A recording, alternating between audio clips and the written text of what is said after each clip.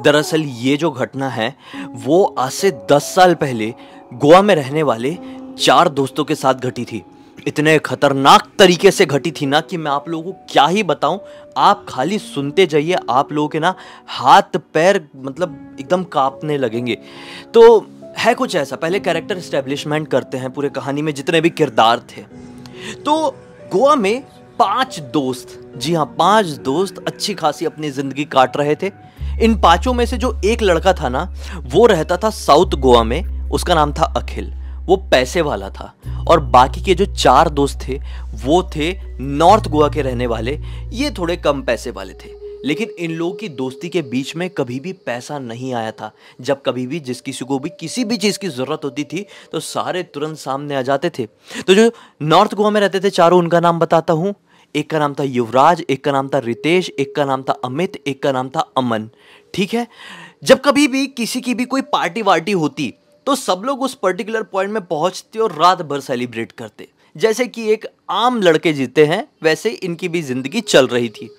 अब 2014 के टाइम पे जब अखिल नाम के लड़का, जो कि साउथ गोवा वाला था, उसका जन्मदिन आया तो उसने अपने बाकी सारे दोस्तों को फ़ोन करके बोला कि यार इस बार का जो मेरा जन्मदिन है मैं बहुत ग्रैंड तरीके से सेलिब्रेट कर रहा हूँ, मैं एक रिजॉर्ट बुक करने वाला हूँ, तो सबको आना है। ये बात सुन के उसके जो चारों नॉर्थ गोवा वाले दोस्त थे ना, वो बहुत खुश हो गए कि यार अखिल जब जन्मदिन की पार्टी दे रहा है किसी रिजॉर्ट में तो कोई नॉर्मल रिजॉर्ट नहीं होगा, वो कोई एकदम भारी लेवल का रिजॉर्ट होगा। सब खुश। और आखिरकार वो वाला दिन आया जिस दिन इसकी बर्थडे पार्टी थी। शाम के 7 बजे इसने सभी लोगों को इनवाइट किया हुआ था। और कमाल की बात यह थी कि जहां पर अखिल ने अपनी जन्मदिन की पार्टी रखा था उस रिजॉर्ट में तो खुद ये नॉर्थ गोवा के रहने वाले लड़के भी आज तक एंटर नहीं किए थे। इतना हाई फाई लेवल का रिजॉर्ट था वो। खैर ये लोग सबके सब वहाँ पर पहुँचते हैं 7 बजे के आसपास, और वहाँ का नज़ारा, माहौल और वहाँ की वाइब देख के इनका दिमाग ख़राब हो जाता है। फुल तो इनको मज़ा आ गया, बोले यार ये तो बढ़िया है। पार्टी सार्टी शुरू हुई, हर तरह की पार्टी शार्टी। हाँ, अब ये जो नॉर्थ गोवा में रहने वाले लड़के थे ना, इनको कुछ ज़्यादा ही एक्साइटमेंट, कुछ ज़्यादा ही खुशी हो गई, तो इनकी थोड़ी भारी लेवल की पार्टी हो गई। समझ रहे ना आप लोग, थोड़ा भारी पार्टी हो गई। अब क्या हो गया, सीन क्या बिगड़ गया कि इसी पार्टी में अखिल की एक गर्लफ्रेंड आ गई, माया नाम की। एक ही गर्लफ्रेंड थी वैसे, माया आई। और माया इस पार्टी में अकेली नहीं आई बल्कि अपनी आंटी को लेकर आई। और माया की जो ये आंटी है ये गांव की, ये टिपिकल गांव की थी।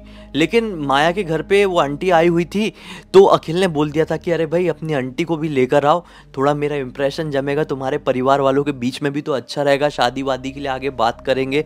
तो ऐसा माया अपनी गांव वाली आंटी को भी लेकर इस पार्टी में आई हुई थी। और इसी पार्टी में अखिल के जो ये चारों नॉर्थ गोवा वाले दोस्त थे वो एकदम टल्ली हो चुके थे बढ़िया तरीके से। ठीक है। अब जैसे ही माया पार्टी में एंटर करती है, एकदम बढ़िया वाली ड्रेस पहनी हुई थी, बहुत गुड लुकिंग लग रही थी। उसके पास रितेश, जो थोड़ा ज़्यादा ही टाइट हो गया था, वो जाता है और थोड़ा ऐसा चिपक चिपक के बात करने लगता है। अब ये चीज़ आंटी जी को बर्दाश्त नहीं होती है, माया की आंटी को। वो आगे बढ़ती है और बोलती है कि बेटा ठीक है तुम्हारी बातें बातें सब, लेकिन थोड़ा सा दूरी बनाकर बात करो ना। यहाँ पे 50 लोग खड़े हुए हैं, तुम ऐसे झूम रहे हो, उसके ऊपर गिर रहे हो, अच्छा नहीं लगता है। तो रितेश भी बोलता है अरे कमान आंटी, अपने इधर ऐसे ही चलता है, हम लोग आजकल के कल्चर के हैं, आजकल के ज़माने के, आप क्या पुराने ज़माने की गांव वाली आंटी, हम गोवा वाले हैं, हम ये सारी चीज़ों को ज़्यादा माइंड नहीं करते। क्यों माया, तुम करती हो क्या? बस आंटी को ये पॉइंट मिला। आंटी इतने खतरनाक तरीके से भड़की है कि दोनों के बीच में हो गई अच्छी खासी बहस शुरू। बहस बढ़ते बढ़ते बढ़ते बढ़ते इतनी बढ़ गई कि इसने बड़ा स्टाइल मार के दिखाया, अरे आंटी आप क्या हो, ये देखो 1.5 लाख रुपए का मोबाइल चलाता हूँ, ऐसा अपना आईफोन उठा के दिखाया है। आंटी का तो वैसे ही दिमाग खराब था, अरे बोली तू मेरे को पैसे दिखाता है, ऐसा पकड़ी है उसका आईफोन और फट से मोबाइल के 2 टुकड़े, अरे इतने खतरनाक तरीके से फेंकी है फर्श में, जमीन में, कि फड़फड़ा के पूरा मोबाइल बिखर गया और मोबाइल की वहां पे सांसें रुक गई। तो कैसा हुआ कि आंटी ने उसका मोबाइल उठा के तोड़ डाली, तो इतना मोबाइल उसका महंगा वाला ऐसा टूट के एकदम बिखर गया। तो इसको बहुत गुस्सा आ गया, आंटी के ऊपर एकदम चार्ज करने के लिए गया। तो इसके जो बाकी के जो दोस्त थे वो आए रोकने के लिए, अरे रितेश क्या कर रहा है, आंटी है, ज्यादा उम्र की है, सब नहीं करते। ऐसा खींचते हुए उसको बाहर लेके गए। अखिल थोड़ा अंदर पार्टी में था, उसको ये सारी चीज की खबर ही नहीं। उसको उसके 2 दोस्त पकड़ के ले गए बाहर, सीधे कार में बिठाए। बोले क्या कर रहा है, बिना मतलब का तू लफड़ा कर रहा है। रितेश बोलता है अरे भाड़ में जाए, मेरे को कोई पार्टी वार्टी नहीं करना, मेरा पूरा दिमाग खराब हो गया, गाड़ी में बैठो निकलते यार, हो गया बहुत पार्टी, अखिल से अपन कल बात कर लेंगे, चलो। और इतने में ये नोटिस करते कि अरे अपन 3 ही है, चौथा वाला कहाँ है। अमन गायब था। रितेश बोलता है अरे अमन कहाँ गया अभी। उतने में अमन की उधर से ये आवाज आई, पार्टी से ही निकल के आ रहा था। अरे अरे आ गया मैं, रुको रुको रुको। अमन के हाथ में कोई तो भी डब्बा जैसा था। युवराज बोलता है कि अरे चल बैठ यार, रितेश का फालतू में झगड़ा हो गया है और तू किधर पे अटक गया था, निकलते अब अपन अपने घर के लिए, अखिल से कल बात कर लेंगे। ऐसा बोल के ये भी बैठा है गाड़ी में। चारों दोस्त वापस से अपनी गाड़ी में बैठ गए और युवराज ही ड्राइव कर रहा था। युवराज ने अपनी गियर डाला है और गाड़ी आगे बढ़ा दिया। गाड़ी मुश्किल से 200 मीटर आगे बढ़ी होगी। युवराज बोलता है अरे गाड़ी से कुछ अजीब सी स्मेल आ रही है यार, खाने जैसी, कोई डकार मार रहा है क्या खा के। तो अमन बोलता है नहीं भाई, डकार नहीं मार रहा हूँ, खाना मैंने रखा हुआ हूँ, वो जो डब्बा तुमने देखे होंगे मेरे हाथ में। बोले हाँ कौन सा डब्बा है वो। तो अमन बोलता है कि अरे भाई तुम लोग तो यहाँ पे बढ़िया घर वाले लोग हो, परिवार वाले लोग हो, मैं अकेला इंसान, मेरे आगे पीछे तो कोई है नहीं। अच्छी खासी पार्टी में बढ़िया सा खाना बना हुआ था, मस्त वाला चिकन था, देख के स्टार्टिंग से ही लालच आ रहा था। इसने लड़के सब बिगाड़ दिया। तुम लोग की लड़ाई चल रही थी, उतने में मैंने अपना डब्बा भरना शुरू किया। मैं समझ गया था कि यहाँ से निकलना पड़ेगा, डब्बा भर के ले आया हूँ, मस्त घर पे जाके खाऊंगा। इन लोग हंसने लगे, बोले अरे तू भी एक नंबर का कार्टून है यार, बोल दिया होता अपन अपने घर पे खिला दिए होते। कह रहे ऐसी वैसी बात हुई और इनकी गाड़ी चलने लगी। अब गाड़ी चलते चलते थोड़ा सुनसान इलाके में आई है। साउथ गोवा से नॉर्थ गोवा की दूरी अच्छी खासी है भाई। तो गाड़ी चलते चलते अब भाई सुनसान रास्ते में ये लोग अपने घर की तरफ बढ़ रहे हैं। ठीक है, रास्ता एकदम ही सुनसान है, ना कोई गाड़ी चल रही है ना कुछ। काफी ज्यादा रात हो चुकी है, पूरे सुनसान सड़क में केवल इनकी ही कार। बीच रास्ते में इनको अचानक से घर्र करके कुछ ऐसी आवाज सुनाई दी है कि इनकी गाड़ी में किसी ने बड़ा गंदा स्क्रैच मारा। ये तुरंत घबरा गया यार। तुरंत युवराज ने गाड़ी रोका। अरे बोले मेरी गाड़ी में किसने स्क्रैच मारा है। तुरंत उतर के देखा तो बाहर कोई भी नहीं, कोई भी नहीं, सिर्फ गाड़ी के साइड में एक ऐसा लंबा सा स्क्रैच लग गया। ये बड़ा शॉक्ड कि साला ना गाड़ी किसी चीज से टकराई है ना घिसटी है, ये स्क्रैच लगने की आवाज कहाँ से, और ये बड़ा गहरा स्क्रैच लग गया यार, कुछ समझ में नहीं आ रहा है।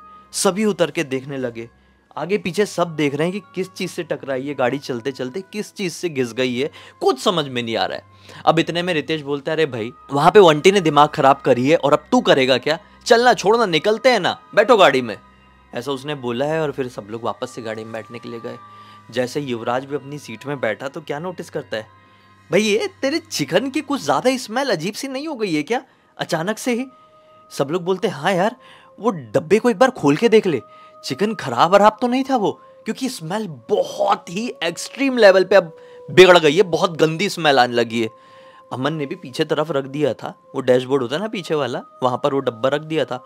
पलटा डब्बे को जैसी हाथ लगाया है खोल के देखने के लिए, तो डब्बा इतना ठंडा कि ऐसे लगे छूके कि अंदर सिर्फ और सिर्फ बर्फ ही भरा हुआ है और बहुत ज्यादा ठंडा बर्फ। तो वो शॉक्ड हो गया एकदम, मतलब छुआ तो ऐसा करंट जैसा लगा, इतना ठंडा वो डब्बा हो गया। स्टील का डब्बा था। तो ये बोलते हैं इतना ठंडा कैसे हो गया, अभी तो एकदम नॉर्मल था और हल्का हल्का गर्म ही था वहां से जब लेके आए थे, तो इतना क्या ठंडा हो गया। तो सभी लोगों ने बोले अरे छोड़ यार जो भी हो, अब तू चल हमारे घर पे ले लेना। ऐसा बोल के ये जैसे युवराज ने अपनी चाबी घुमाया वापस से गाड़ी स्टार्ट करने के लिए, तो गाड़ी स्टार्ट ही नहीं हुई। फिर घुमाया, स्टार्ट नहीं हो रही है, स्टार्ट नहीं हो रही, घुर घुर घुर घुर। युवराज बोलता है तुम लोग उतरो, सब धक्का मारो, फिर मैं गियर मारूंगा और फिर स्टार्ट होगी। फिर सब उतरे, फिर धक्का मारे, ऐसे करते करते 20-25 मिनट बीत गए, गाड़ी स्टार्ट ही नहीं हो रही है। गाड़ी की हालत टाइट हो गई, गाड़ी बिल्कुल बंद पड़ गई है। इतने में अमित जो था, अमित कहता है कि भैया आज बहुत ट्रेजेडी हो गई अपने साथ। सबसे पहले तो रितेश की गंदी वाली लड़ाई, 1.5 लाख का मोबाइल आंटी ने तोड़ दी। फिर उसके बाद ये इसका डब्बा वब्बा भाई गरम चिकन अचानक से ठंडे में बदल गया, ये गाड़ी का स्क्रैच, बहुत सारे मैटर हो गए हैं। आज के दिन को याद रखना पड़ेगा। एक सेल्फी निकालते हैं, ताकि आज के दिन को हम लोग कभी ना भूले। और हाँ, वो गाड़ी के स्क्रैच के साथ ही आनी चाहिए। हाँ, सारी फोटो तुम लोग खड़े हो, पहले मैं तुम लोगों की निकालता हूँ और फिर बढ़िया सेल्फी निकालेंगे। सारे दोस्त लाइन से खड़े हुए कार के सामने, मतलब तीनों दोस्त, और यहाँ पे अमित अपना मस्त वाला मोबाइल निकाला और खचाक से फोटो खींचा। बढ़िया से फोटो वोटो निकाले हैं इन लोगों ने, मस्त से अपना फोटो शूट किए हैं और बोले कि चलो यार अब गाड़ी में बैठते हैं और एक बार फिर से स्टार्ट करने की कोशिश करते हैं। ऐसा नॉन स्टॉप चालू वालू करने की वजह से इंजन एकदम गर्म पड़ गया होगा, इसलिए चालू नहीं हो रही होगी। अभी अपन ने थोड़ा सा रेस्ट ले लिया, अब चालू करके देखते हैं। फिर सब फटाफट अपनी गाड़ी में बैठे और चालू करने को जाए तो गाड़ी चालू तो हो गई, लेकिन थोड़ी आगे जाने के बाद ढटक ढटक ढटक करके फिर से बंद पड़ गई। बोला कि साला मैटर क्या है यार, युवराज को दिमाग खराब हो गया, युवराज की गाड़ी थी ना, ये हो क्या रहा है गाड़ी को। कि इतने में ही पीछे से अमित चिल्लाता है, अरे भाइयों इधर देखो, मोबाइल में देखो, जल्दी देखो। सब घबरा गए कि क्या हो गया इसको, अचानक से क्या हो गया, क्या दिखा रहा है मोबाइल में। तो वो दिखा रहा था जो अभी बाहर खड़े होकर इन लोगों ने फोटो खींचे थे, उसमें से एक फोटो में ये कैप्चर हुआ। सब लोगों का देख के हालत टाइट हो गई कि भाई इस फोटो में 3 दोस्त तो लाइन से खड़े हुए हैं, यानी कि युवराज, अमन और रितेश तो लाइन से खड़े हुए, लेकिन इनके पीछे कौन आ गया। इनके पीछे लिटरली कोई भी नहीं था, लेकिन फोटो में कौन कैप्चर हो गया। इनके ना देख के हाथ पैर कांपने लगे। बोले ये तूने कुछ एडिट किया है ना, ऐसा फालतू का मजाक मत कर, दिमाग खराब हो जाएगा हमारा। लेकिन इसने कसम वसम खा के बोला सबकी, नहीं भाई कोई एडिट नहीं है, कुछ नहीं है। और अचानक से पता नहीं क्यों इसी दौरान अमन को एक घबराहट होने लगी। अमन बोलता है कि भाई युवराज कुछ ठीक नहीं लग रहा है यार, बहुत सारी चीज़ें कुछ आज अजीब सी हो रही है ना, तू अब अपनी गाड़ी निकाल भाई, तू गाड़ी स्टार्ट कर, भगवान का नाम लेके स्टार्ट कर और जल्दी जल्दी घर पहुंचते हैं। इसने फिर से भगवान का नाम लेके गाड़ी स्टार्ट किया, गाड़ी स्टार्ट हो गई। अब भाई इसने गियर डाला और तेज़ी से गाड़ी निकालने लगा, लेकिन गाड़ी चल रही है चल रही है चल रही है। अचानक से अपना रितेश जो है वो नोटिस करता है कि भाई युवराज तुझे ऐसा नहीं लगता कि तूने कोई दूसरी रास्ते में गाड़ी ले आया है। अब सब लोगों ने नोटिस किया कि हाँ यार ये कौन सा रास्ता है, अपनी गाड़ी किधर चली जा रही है। अब युवराज को ही टेंशन कि यार नशे कुछ ज़्यादा ही हो गए हैं क्या, कि गाड़ी मैंने कोई दूसरी जगह ले आया। फिर साइड में बैठा हुआ अपना अमित कहता है भाई एक काम कर, तू ना गाड़ी को बिल्कुल सीधे सीधे चलाते रहे, आगे चल के अगर कोई भी मिल जाता है तो उससे हम रास्ता वास्ता पूछ लेंगे। कि भाई थोड़ी आगे गाड़ी बड़ी है कि पीछे से करके आवाज सुनाई दी, तो सब घबरा गए, क्या हो गया क्या हो गया। तो ये आवाज थी रितेश की। रितेश जो कि पीछे बैठा हुआ था, तुरंत युवराज ने गाड़ी रोका और रितेश ने दरवाजा खोल के भाड़ से उल्टी किया, ढेर सारी उल्टी। उस उल्टी में लिटरली आप विश्वास नहीं मानोगे, लाल रंग की उल्टी थी, जैसे कि मतलब कोई पूरा अंदर का सामान बाहर निकाल दिया उल्टी के साथ, समझ रहे हो ना, पूरा बॉडी के अंदर का सामान बाहर निकाल दिया है, ऐसी उल्टी। साथ ही साथ बारों के ढेर सारे गुच्छे भी और साथ ही साथ छोटे छोटे पत्थर भी। तो इन लोगों ने बोले क्या है भाई तू पत्थर खा के घूम रहा था क्या पार्टी में, क्या ये सीन। बोलता है भाई मेरे को कुछ समझ में नहीं आ रहा है, मेरे को चक्कर आ रहे हैं, मैं गिर जाऊंगा ऐसा लगता है। और ऐसा बोल के गिर गया मुंह के बल सीट में ही। अब इसकी ये हालत देख के बाकी के तीनों दोस्त बहुत घबरा गए, बोले कि भाई ये क्या हुआ, इसको पानी वानी डालो। पानी वानी डाले, उठ नहीं रहा है। अमन कहता है कि भाई तू अब ज़्यादा सोच मत, अब ना गूगल मैप निकाल और गाड़ी से बढ़ाते हैं अपन, अब तेजी से हॉस्पिटल ले चलते हैं इसको, पता नहीं कुछ का कुछ ना हो जाए। भाई उल्टी में कोई पत्थर कैसे निकाल सकता है, इसकी उल्टी से ढेर सारे पत्थर निकले हैं, चलो भाई जल्दी हॉस्पिटल चलते हैं। ऐसा बोल के जैसे ही युवराज ने अपना मोबाइल निकाला, मोबाइल उसका स्विच ऑफ था। फिर अमित ने मोबाइल उठाया, अमित का भी मोबाइल स्विच ऑफ, अमन का भी मोबाइल स्विच्ड ऑफ। सबके मोबाइल कैसे बंद हो गए, इनका दिमाग पूरी तरीके से काम करना बंद कर दिया। अमन कहता है कि भाई बेहतर यही होगा कि हम लोग आगे चलते चलते किसी से रास्ता पूछे, बिना मतलब कि यहाँ पर रुक के स्विच्ड ऑफ वाले मोबाइल को स्टार्ट करने की कोशिश करके कुछ नहीं कर पाएंगे अपन। अभी गाड़ी निकाल, तो इसकी हालत बहुत ज़्यादा ख़राब लग रही है। उसने बोला भाई ठीक है निकालता हूँ। ऐसा बोल के जैसे ही अपना गियर डाला है और गाड़ी में एक्सीलेटर दबाया ही है, थोड़ी आगे गाड़ी बढ़ी है कि भाट से पीछे से किसी ने गाड़ी को इतना जोर का वो मारा है कि बस एक ही चिल्लाने की आवाज सुनाई दी युवराज को, अरे ट्रक ने मारा करके। यही आवाज सुनाई दी, किसने चिल्लाया ये नहीं मालूम, शायद अमन ने ही चिल्लाया था, अरे ट्रक ने मारा करके ऐसी आवाज सुनाई दी। और ये गाड़ी बहुत ऊपर छलांग मार के सीधे पलटी है।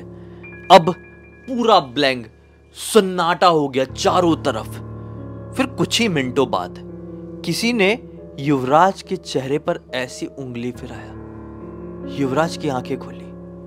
सामने वही आंटी खड़ी हुई थी जिसका झगड़ा पार्टी में रितेश के साथ हुआ था। माया की आंटी। आंटी युवराज के एकदम नजदीक आई।